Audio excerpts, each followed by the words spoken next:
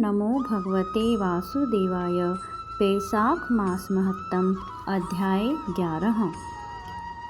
तदनंतर राजा मैथिल पूछने लगा, हे महाराज, वैशाख के जो धर्म आपने वर्णन किए हैं वे बड़े ही सुलभ हैं और उनसे विष्णु भगवान प्रसन्न होकर तत्काल धर्म, अर्थ, काम, मोक्ष प्रदान करते हैं। ऐसे वेद विहित धर्म संसार में ज्ञात नहीं है। यह क्या बात है, मुझसे कहिए। श्रुतदेव बोले, हे राजन, वैशाख मास के कर्तव्य धर्म प्रख्यात क्यों नहीं हैं और अन्य धर्मों की संसार में ख्याति क्यों है? संसार में पुत्र, पौत्र तथा धन संपत्ति, सांसारिक भोगों के चाहने वाले मनुष्य बहुत हैं।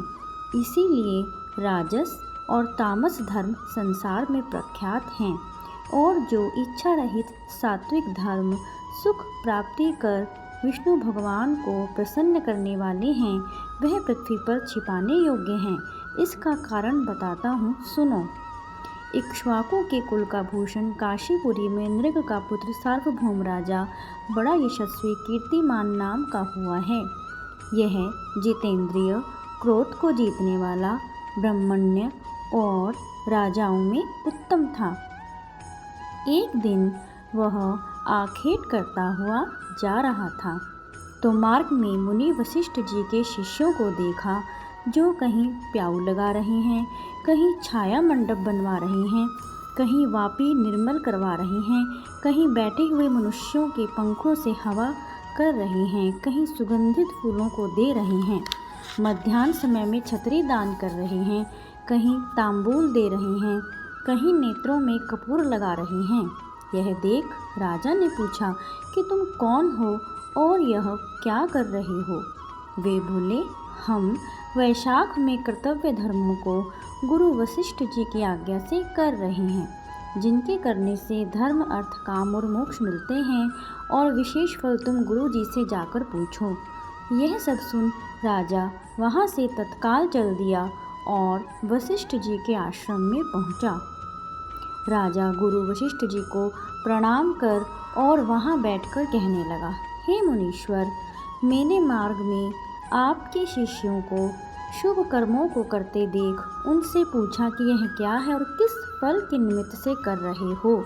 तब उन्होंने मुझे आपके पास भेजा है और कहा है कि हमें बताने का अवकाश नहीं, गुरु जी के पास जाओ।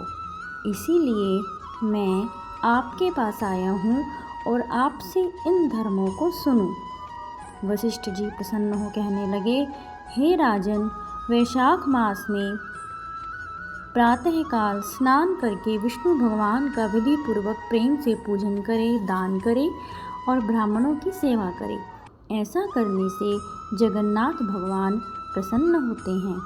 इसलिए तुम अपने राज्य में भी जहाँ जो कोई वैशाख धर्मों को ना करे उसे दंड दो। इस प्रकार वशिष्ठ जी से वैशाखोक्त सब धर्म सुन भक्ति पूर्वक उनकी पूजा कर अपने घर चला गया और सभी धर्म कर देव देव निरंजन केशव भगवान में बड़ी प्रीति करने लगा। हाथी पर ढोल रखवाकर उसने अपने राज्य में मुनादी करा दी कि 8 वर्ष से 80 वर्ष के वृद्ध, पिता, पुत्र, भार्या या इष्ट मित्र जो भी कोई हो, जो मेष की संक्रांति में सूर्योदय से पहले स्नान नहीं करेगा और वैशाखोक्त धर्मों का पालन नहीं करेगा, उसको चोर के समान दंड दे देश से निकाल दूंगा। गांव-गांव में धर्म उपदेशक ब्राह्मण नियुक्त कर दिए और धर्महीनों को दंड देने के लिए 10-10 सवार नियुक्त कर दिए। इस प्रकार इस चक्रवर्ती राजा के राज्य शासन से यह धर्म वृक्ष सब देशों में विस्तार पूर्वक फैल गया। जो मनुष्य प्रमाद से भी इस राजा के नगरों में मर जाते थे उनको निस्संदेह विष्णु लोक प्राप्त होता था और यमलोक वे नहीं जाते थे, जिससे चित्रगुप्त को लिखने के लिए कुछ काम न रहा। सभी पापी लोगों से नरक खाली हो गया। तब नारद जी धर्मराज के पास जाकर बोले, हे राजन, नरक में पहले जैसे हाहाकार शब्द सुनाई नहीं देते। खोटे कर्म करने वाले, माया और दम से बड़े हुए पापी मनुष्य तुम्हारे लोक में क्यों नहीं आते? और चित्रगुप्त भी हाथ पर हाथ धरे बैठे हैं, इसका क्या कारण है? तब धर्मराज बोले, हे नारद, आजकल पृथ्वी का राजा ऋषिकेश पुराण पुरुषोत्तम का बड़ा भक्त है। उसने अपने देश भर में मुनादी करा दी है कि सब छोटे बड़े बूढ़े मेष की संक्रांति में वैशाख मास के धर्म का पालन करें, उल्लंघन करने पर दंड के भागी होंगे।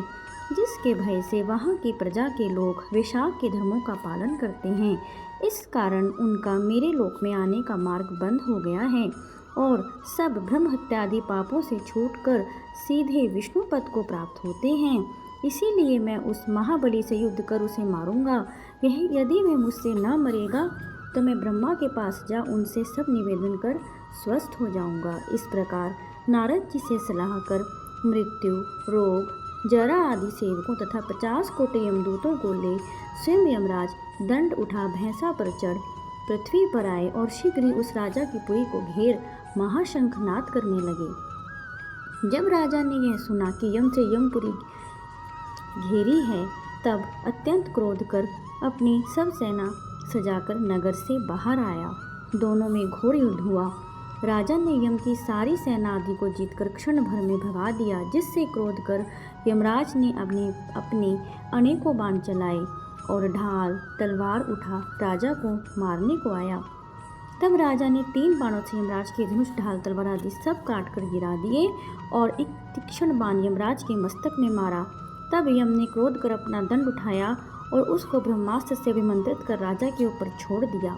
यह देख विष्णु भगवान ने अपने भक्त की रक्षा के लिए सुदर्शन चक्र छोड़ा, जो रण में आ ब्रह्मास्त्र का निवारण कर यम को मारने को उद्यत हुआ।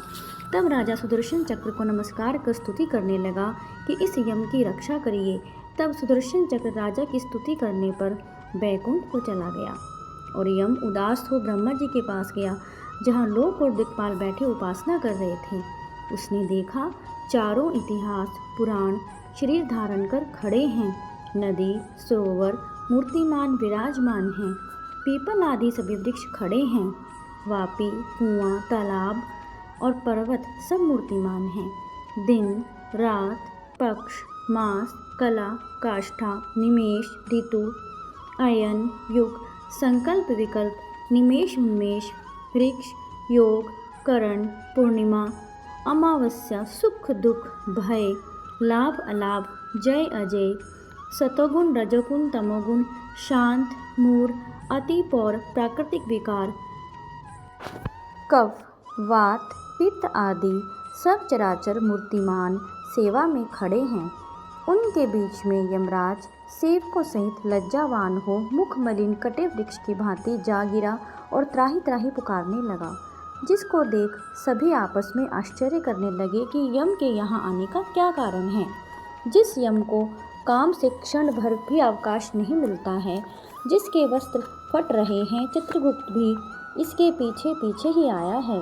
यमराज कहने लगा, हे कमलासन, मेरी प्रतिष्ठा भंग हो गई, मुझे खूब पीटा है, मेरे वस्त्रादि छीन लिए हैं, आपके होते हुए मेरी यह दुर्गति हुई है। यह सुन सभा में बड़ा भारी कोलाहल हुआ। तब पवन ने ब्रह्मा की सलाह से सबकी वाणी रोक दी और यम को वहाँ से उठाया और आसन पर बिठा पूछने लगा कि यह दुर्गति तुम्हारी किसने की है? तू कुशकेतु जो सबके पिता हैं, उनके सामने अपना सब वृत्तांत कह, वह तुम्हारे हृदयस्थ दुख को दूर करेंगे। तब पवन के कहने पर यमराज कुशकेतु के पुत्र के मुख की ओर देख बड़े दीन स्वर और गदगद वाणी से सत्य सत्य बताने लगा। ओम नमो भगवते वासुदेवाय। ओम नमो भगवते वासुदेवाय।